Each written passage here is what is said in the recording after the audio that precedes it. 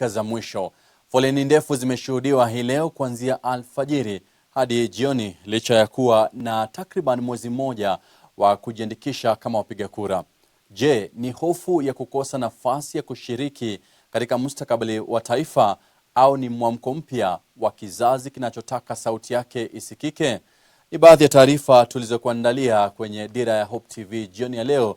Mimi ni Sami Adika, mtafsiri kwenye meza ya ishara ni Boniface Mureithi. Tufanye mtagusano kwenye mitandao yote ya kijamii @Hope TV Kenya. Shughuli ya usajili ulioimarishwa wa wapiga kura wapya kote nchini iliyoanza mwezi mmoja uliopita imekamilika.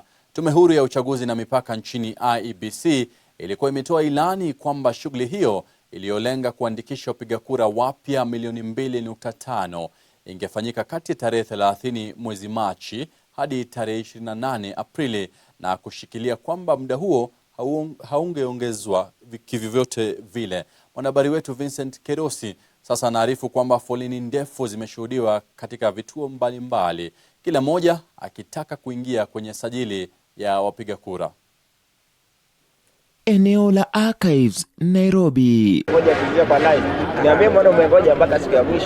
Foleni ndefu, mamia ya wakazi jijini wakijitokeza muda wa lala salama kujiandikisha kwa wapiga kura.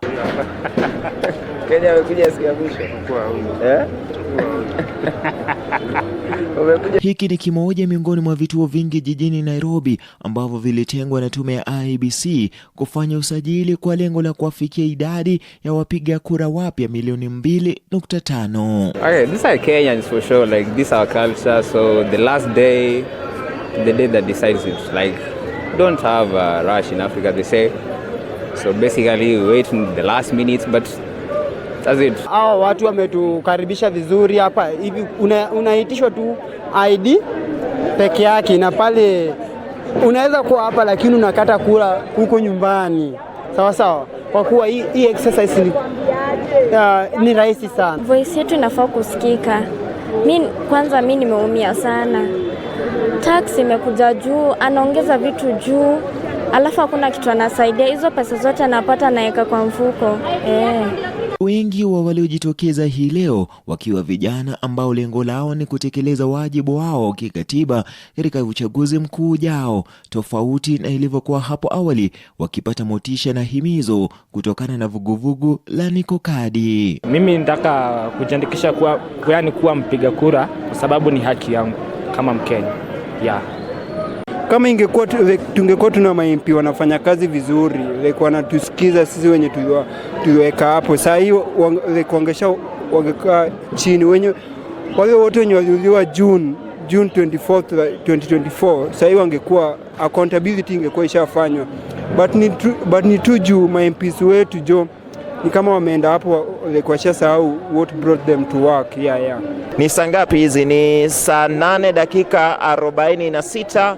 Angani ukitizama mawingu yanajikusanya kuonesha kwamba huenda kukanya, lakini ukitizama utaona kwamba bado kuna milolongo mirefu ya Wakenya ambao wanasubiri kujiandikisha kwa wapiga kura katika eneo hili la Archives lililoko katikati ya jiji la Nairobi. Mtazamaji, japo siku ya mwisho hii tume ya IEBC ikishikilia kwamba haitaongeza muda wa Kenya kujiandikisha kwa wapiga kura. Hali katika makao makuu ya IEBC katika jumba la Anniversary ikijenga taswira tofauti, idadi ya waliojitokeza ikiwa ndogo, maafisa wa tume hiyo pia wakiwa nyanjani. Takwimu za mwisho kuchapishwa na IEBC zilidhihirisha kwamba tume hiyo imewafikia asilimia 75 ya idadi ya milioni 2.5 ya wapiga kura wapya walengwa. Kufikia jana Jumatatu, IEBC ilikuwa imeandikisha wapiga kura milioni 1,876,274. Kaunti ya Nairobi ikiongoza kwa wapiga kura wapya 209,000,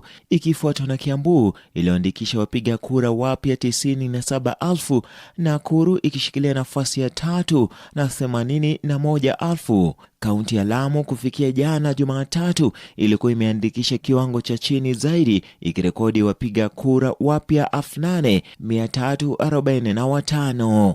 Takwimu hizi zinatarajiwa kubadilika pindi tu tume ya IEBC itakapotoa chapisho jipya, usajili wa kawaida ukitarajiwa kuendelea katika ofisi zao kwenye maeneo bunge yote 290 kote nchini.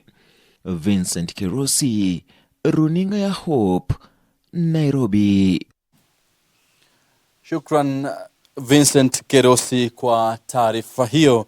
Na tukisalia kwenye maswala sawia ya usajili wa wapiga kura, ni kuwa gavana wa kaunti ya West Pokot Simon Kachapin ametoa wito kwa tume huru ya uchaguzi na mipaka nchini